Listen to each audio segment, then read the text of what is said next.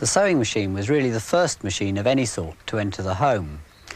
When it first appeared in the 1850s, it was regarded as the miracle of its age. To the people of the time, it must have seemed almost inconceivable that a machine could do such a fiddly and complicated action as sewing, that I find quite difficult enough with both hands and a lot of concentration. Personally, I still find sewing machines quite magical, how effortlessly they work, producing such perfect stitches and without hardly ever tangling up.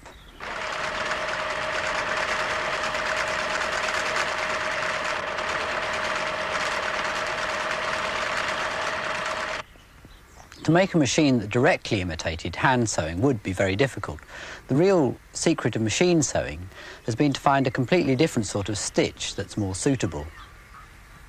The first clues came from a sort of embroidery decoration popular in the 18th century. This used the hook needle and formed a so-called chain stitch. The needle never needs to go right through the fabric, so it can be firmly fixed to part of a machine at the top. The first attempts at mechanical sewing imitated this embroidery stitch.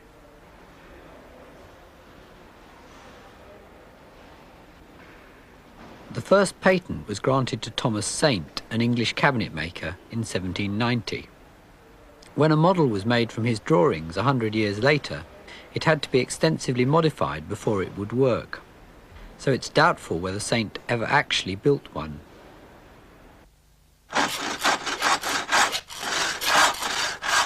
The first person to build a sewing machine and put it to any practical use was a French tailor called Thimonier. Oh, my thumb! Oh,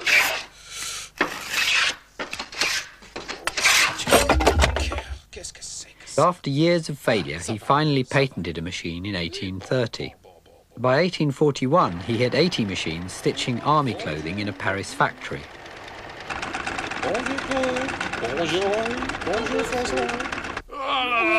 An angry crowd of tailors, fearing that the invention would rob them of their livelihood, then broke into the factory and destroyed the machines.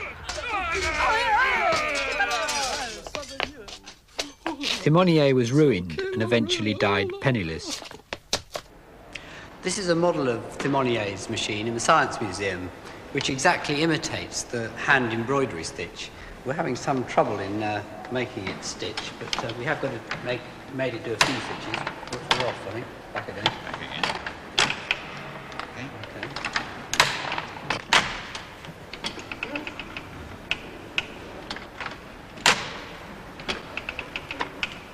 It's working better.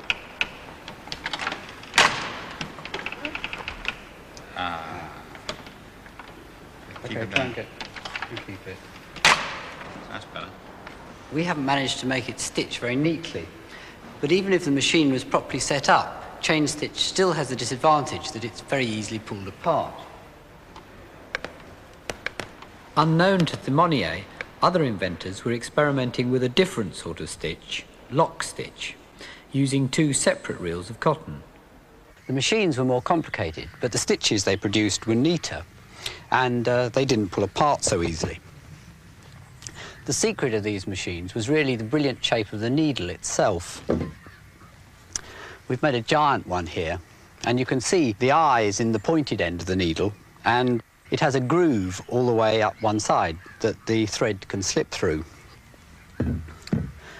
Well, with a real needle, if I push it through a bit of cotton and pull it out again, it automatically leaves a loop underneath. And all the machine needs to form a stitch is to pass the second reel of cotton through the loop. The first lock stitch machine was built in America by an inventor called Walter Hunt in about 1833. It didn't work very well, so he lost interest and didn't even bother to patent it. Elias Howe patented an improved machine in 1845, and despite an initial lack of interest, this then acted as a catalyst to other American inventors, and within 10 years, all the major elements of a modern sewing machine had been introduced. I'm going to try and demonstrate these with this human sewing machine, stitching together two sheets of expanded polystyrene. The needle goes through the material, The bottom bobbin is pushed through the loop, the needle comes out and the stitch is pulled tight, and the material is pulled forward.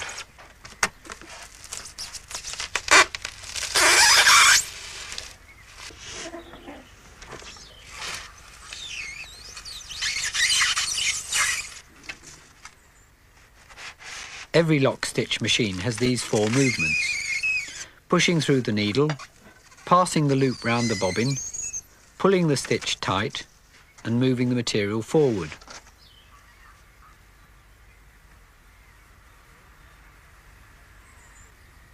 The movements are all connected to the motor by a series of ingenious mechanical linkages.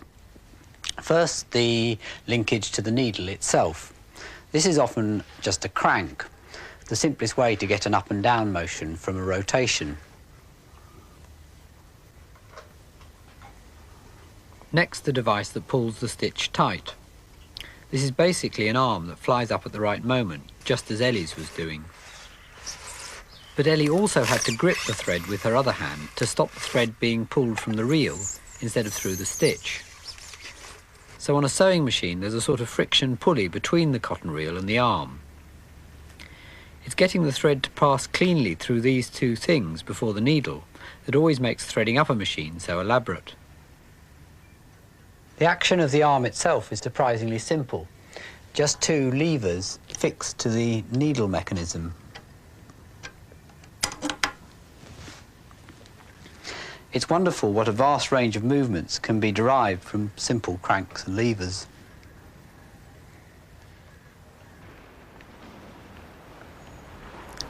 These are some collecting boxes I made for the Science Museum. They're actually portraits of people who work here. The idea was to show exactly what a donation would fund, so £1 makes them work for 10 times long as 10p.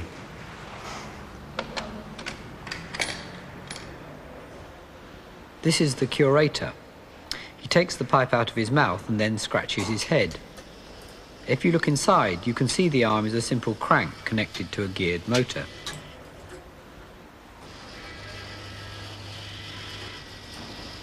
Back to the sewing machine.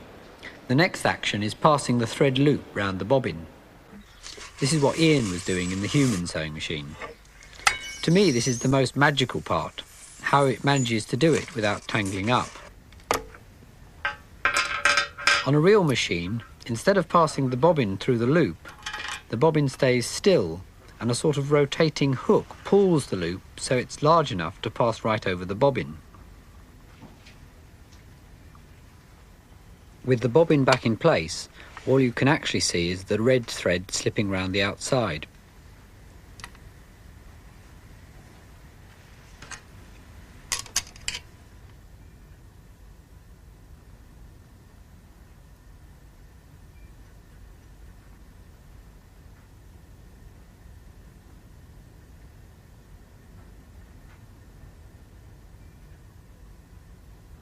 The last movement, pulling the cloth forward for the next stitch, is technically called a 4-motion feed because the toothed metal bit moves forward, down, backwards and up again. It does this with these 2 off-centre rings on the drive shaft. The one on the right pulls the claw backwards and forwards, the other one makes it go up and down. So both combined give the 4 motions. This completes the basic mechanism, all 4 movements connected to a single drive shaft. This is actually a toy made in Germany about 1893. It's called the Nuremberg Lady or Nuremberg Princess. It's patented. The cotton goes in here, that's the bobbin. Comes through a tensioning system. Comes across to here. The needle would have been held in her hand. You see her head nods. Although it is a toy, it has all the mechanical characteristics of an ordinary sewing machine. I've been collecting sewing machines for about 15 years, and about 3 years ago a few of us got together and decided to form a society to pass on information and share information and find out what was going on. And it is now an international sewing machine collector society, which we show to ISMAX. And we have members all through the world, America, Australia, Hong Kong, all throughout Europe. And I just brought along one or two of my machines to show the very different types that are available. That comes from France, Germany, those are America, this is Glasgow, and that one's from Coventry, an English-made machine. And every one is slightly different, the way it developed. Well, a very unusual machine is this little one here. Unlike the rest of the machines, this isn't painted or brightly coloured. It's nickel-plated, looking a bit like a giant stapler. Very nice noise, a bit like a puffer train. Now, there's absolutely no reason whatsoever why this machine should have hands. No reason apart from being pretty. Why somebody should do it, I don't know. It was made in Coventry by a man called Starley, and his trademark was Lady Godiva on a horse. The lion, the beast. It was made by a Glasgow company called Kimball & Morton about 1863-ish. As a sewing machine, it's quite ordinary. It's just a shuttle mechanism. It's just unusual because of its shape. Now, this is a French machine. It's called La Populaire, and it's certainly a very popular machine among collectors. Although it's called, it works on an average system, we always call it a pusher.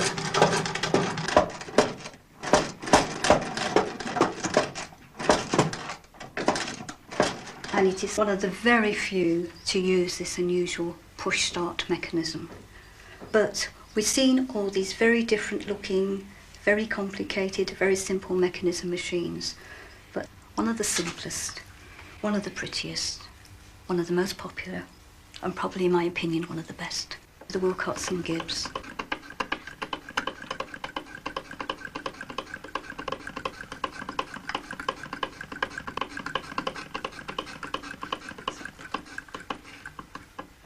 The early machines were all beautifully decorated.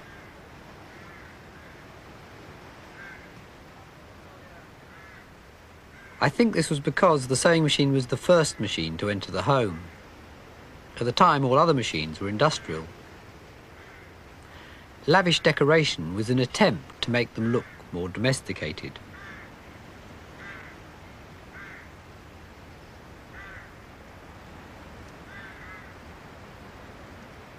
At first, the different manufacturers' machines had very distinct characteristics. But by the 20th century, they'd all started looking more and more alike.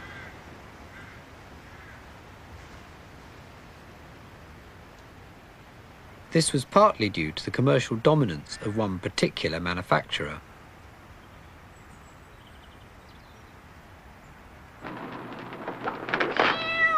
Oh, John, I'm so discouraged. How can I ask anybody to this house the way the furniture looks? Well, it is pretty awful, but I don't suppose we could buy much with our money. Not unless a miracle happens. Ah, there's the miracle. Hurry, hurry, hurry, hurry. Answer that doorbell. That's the first time I ever saw a miracle in a two-pants suit. But it's the Singer Man. He'll send her to the nearest Singer sewing center, and the miracle man turns her over to that miracle woman, the sewing teacher, to you. Just a few simple lessons on the sewing machine, and her house will look so attractive they'll probably sell it at a profit. Now take a look at the finished room with the rest of the girls she's invited over. You don't mean to tell me these draperies, curtains, and slip covers yourself? How did you ever make them so perfectly? It's a grand color scheme. They must have cost a pretty penny. Only $18.31. What? Wait. I wish I could sew like that. But you can, Martha. What's that? The address of the nearest Singer Sewing Center. Get it? The company was founded by a man called Isaac Merritt Singer.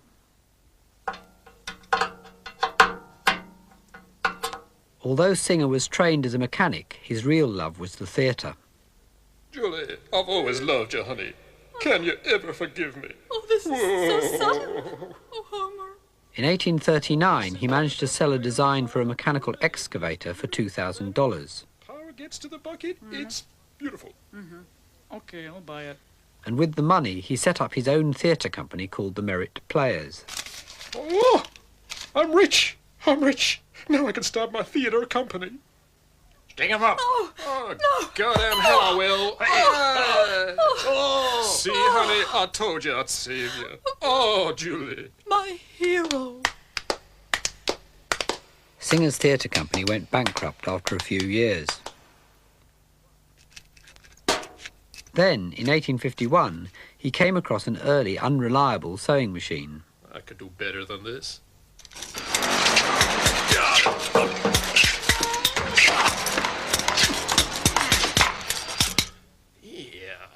He built his prototype in only 11 days and then went into production. Singer's machine wasn't particularly original, but he was brilliant at selling it. Okay, ladies and gentlemen, this machine sewing before your very eyes. Here is your trousers, Isaac.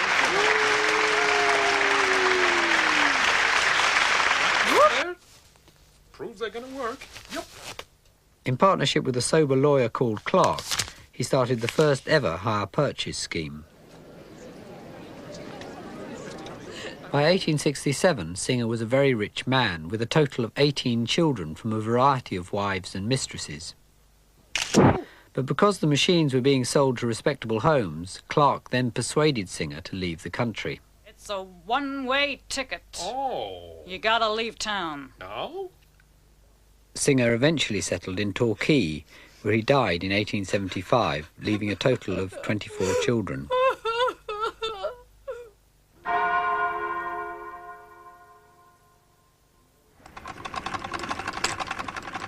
From the earliest days of the sewing machine, attempts were made to find a better way of powering it than just turning a handle. In America, the treadle caught on immediately, because it was a great advantage having both hands free to control the cloth. But in Britain, it was regarded with great suspicion for many years. It was generally thought to be unladylike and rather harmful for the ankles.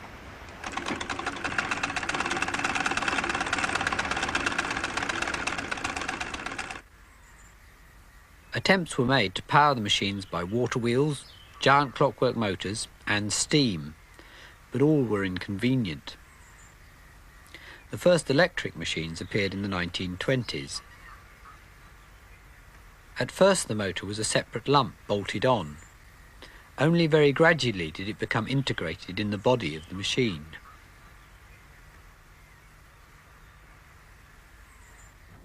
The motor itself is connected by a drive belt.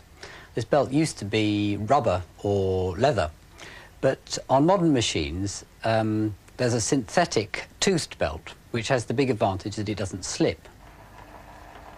They've now replaced belts, gears and chains on many machines, like photocopiers. They're quieter, easier to set up and don't need oiling.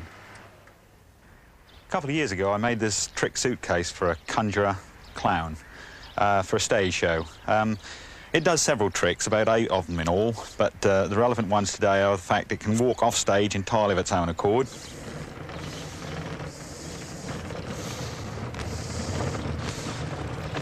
Whereupon it can stop and then it can fall over. The drive mechanism has worked entirely on tooth belts. I use them quite a bit. 2 of the tooth belts act as like caterpillar tracks, and the third one is the drive.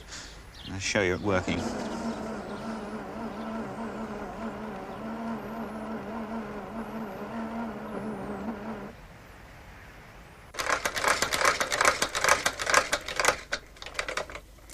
There are limitations to the movements you can get out of simple cranks and levers, so a lot of sewing machines also use cams.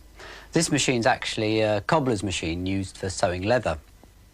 The cams can create a much wider range of movements using irregularly shaped slots and discs like this one.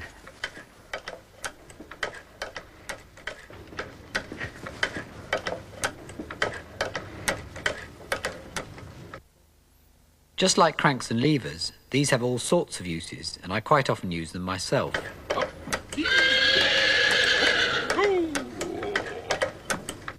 This is the warder in the Science Museum. I made the warder with a simple crank at first, but then he just moved his head evenly from side to side. And it didn't look at all realistic, it looked entirely mechanical. So I swapped it for a cam, and then that gave it its sort of jerky motion, and he actually looked as if he was looking around. And looking down at his watch was the same. instead of a continuous down and up movement, it needed to be down, pause and up. So I used another cam. This is a doctor I made who writes out illegible prescriptions. Cams can be used for really complicated movements.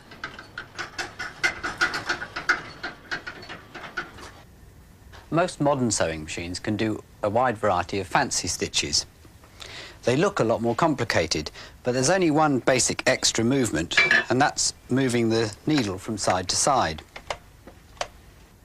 And by combining sideways needle movements with variable cloth feed movements, all sorts of fancy stitches become possible.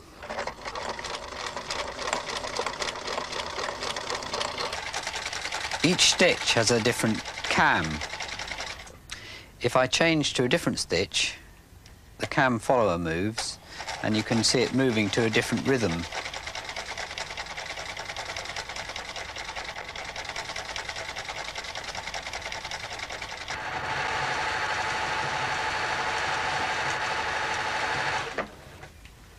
This is one of the latest electronic machines.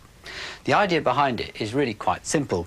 Instead of using cams to vary the needle and the cloth movements, it uses these devices called stepper motors. Each pulse of electricity I send it makes it go round one step. And I can use it to move a lever in just the same way as a cam. I'll try and imitate it over here.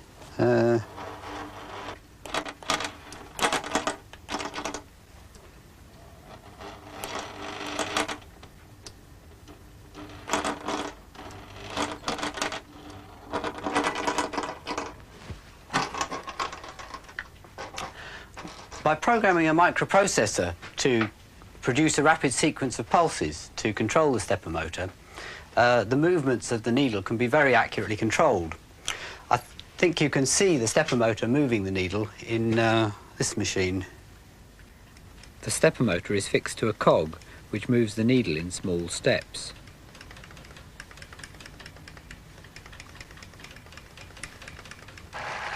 This machine is a Pfaff. Today, Singer has lost its market dominance, and German and Swiss manufacturers now produce the most advanced machines. But I'm not convinced that all the electronics is really a good idea in the sewing machine. However good the design, there's still an awful lot more to go wrong than in a basic machine. And I'm not sure that all the fancy stitches are really worthwhile. The service engineers I've talked to say that a lot of people never use them. With the old mechanical machines that used to last anything up to 100 years, the lack of obsolescence was quite a problem for the manufacturers. Singer used to have a policy of breaking up any machines taken in part exchange to reduce the supply of second-hand ones. I suspect all the complexity of the fancy stitches has added quite a convenient degree of obsolescence. But anyway, the golden age of the domestic sewing machine is perhaps already past. Make me a gown that is a perfect fit, like the one you made for Lady Daphne. When it first appeared, there were no clothes shops anywhere. You either made your own, The tickles! or if rich enough, got a tailor to do it. It will be a couple of weeks, ma'am. Even a generation ago, most families made some of their own clothes.